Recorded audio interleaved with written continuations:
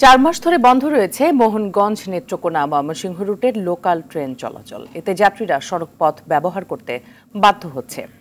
অতিরিক্ত সময় ব্যয় হওয়ার পাশাপাশি বাড়তি অর্থ গুনতে হচ্ছে তাদের। রেলের ইঞ্জিন সমস্যার সমাধান হলে পুনরায় ট্রেন চালুর কথা জানিয়েছে কর্তৃপক্ষ। নেত্রকোনা প্রতিনিধি মুখলেসুর রহমান খানের তথ্যচিত্রে জানাচ্ছেন নাদিরা সুলতানা।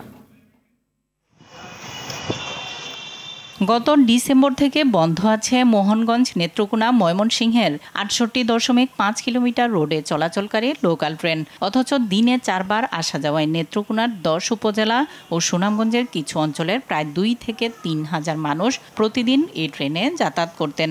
তবে ট্রেন বন্ধ থাকায় যাত্রীর চাপ বেড়েছে আন্তনগর ট্রেনগুলোতে। অতিরিক্ত যাত্রীর চাপে বিঘ্নিত হচ্ছে সেবার মান। অনেকেই বাড়তি ভাড়া দিয়ে সড়ক পথে যাতায়াত করছেন। এতে বিপাকে পড়েছেন শিক্ষার্থী ও নিম্ন আয়ের মানুষ।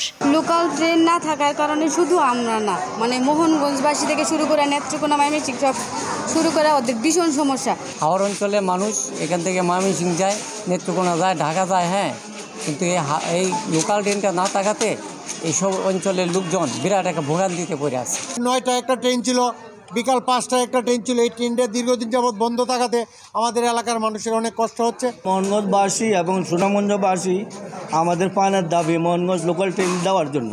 ইঞ্জিন বিকল হওয়ায় ট্রেন দুটো বন্ধ আছে। তবে ইঞ্জিন মেরামতের পর ট্রেন চালুর কথা বললেও কবে নাগাদ ঠিক হবে তা জানাতে পারেননি রেলওয়ের এই কর্মকর্তা।